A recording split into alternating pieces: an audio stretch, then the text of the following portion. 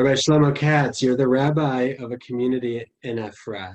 Can you tell me a little bit about, first of all, let's talk about Efrat, right? Where is Efrat? What is Efrat? What's special about Efrat?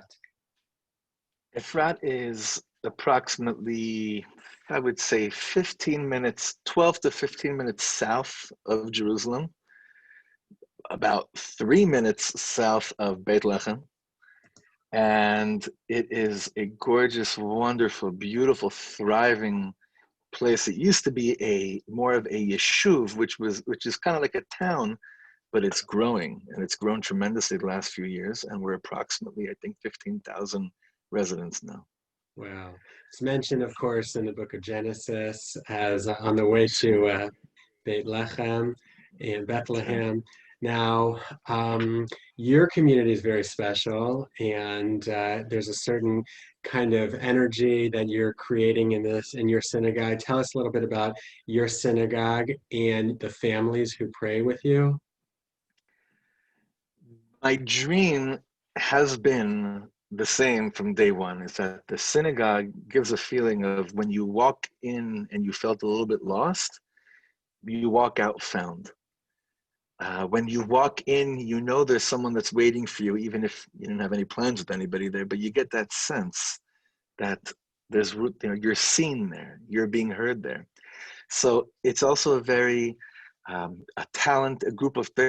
bunch of talented educators, musicians, artists of all sorts, and together with all those talents coming together and an open heart, it's not even the sky's the limit, it's beyond the sky's the limit. And we're building our synagogue right now, our permanent structure.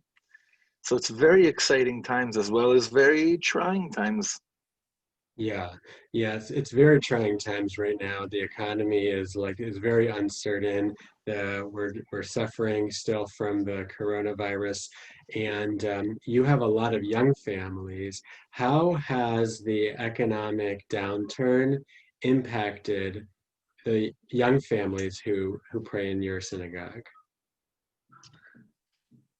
It has affected it quite extensively, unfortunately, since many of the people in my community, they travel for work. And as we all know, Israel's been on somewhat of a semi-lockdown on and off for months and months already, and traveling has not really been available. And even if it is, it's not really where people are seeking to do right now.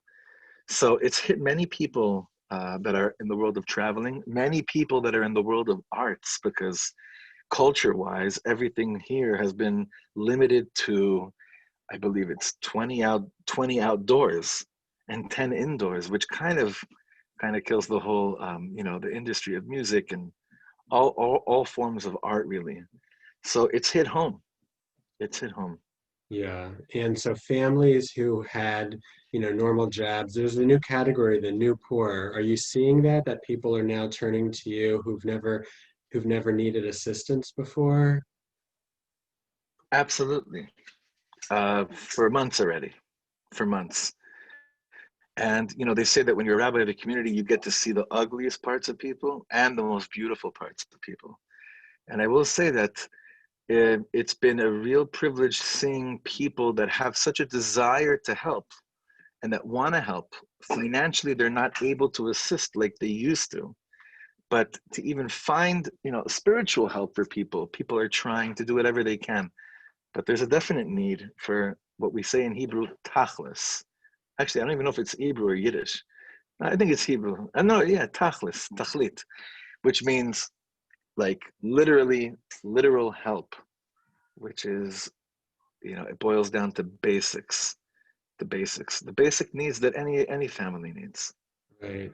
And how can we help? How can people who love Israel help the families in Efrat in your community? Tachlis. Tachlis. So I've set up my own emergency relief fund.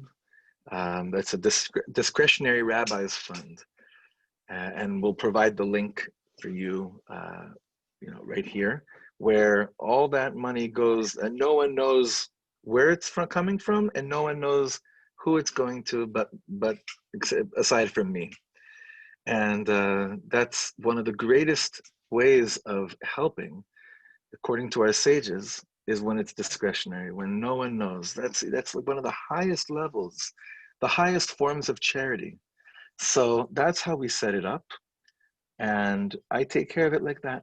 Beautiful. So we're going to make a contribution. We're going to donate to your fund in order, your emergency fund to help the families in Efrat. And what are you going to do with the money? You're going to help them with food? Tell us a little bit about how it's going to be distributed. Up until now, it's mainly been food, essentials. We're not talking about anything, uh, any luxuries or any optional things. It's basically the bare bones minimum of what families need to get by. Now, winter's coming. There was a family in our neighborhood, I'll give a great example, that they have been affected by what's going on, and their dryer died on them. What's the problem? Is that it was fine in the summer in Israel, the heat, summer, it's fine. Okay, so you don't have a dryer, you dry it outside. But there isn't that's not the situation right now as winter's coming in. So it would be an essential appliance such as that. Right. So food and essential appliances. Thank you so much for what you're doing to help the families in your community. And it's really an honor to be able to partner with you in helping more Jewish families in Israel, and especially in the town of Efrat. Thank you very Thank you much. so thank you. Thank you. Thank you so much, my dear friend. Shalom to everyone.